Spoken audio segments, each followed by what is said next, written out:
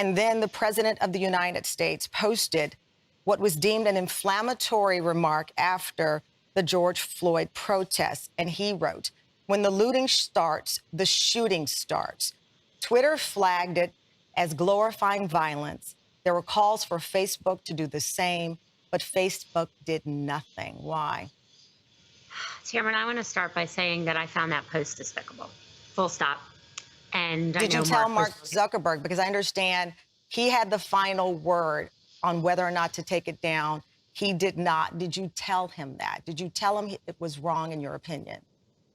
I told him I found it despicable, and he found it really upsetting and said that publicly.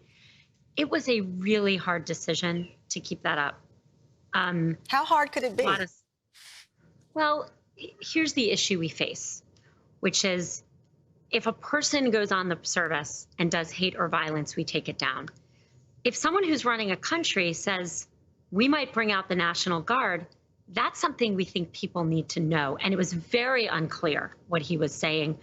I sit here today, Tamron. This is my first interview since the election, feeling so hopeful that we will not have a president anymore who writes things like that we are starting the process of coming together and facing the very serious issues we face with a president who wants to right the wrongs of the past and the wrongs of the future and bring us together. But I Not think to at the divide. larger core of this is not one individual who is president.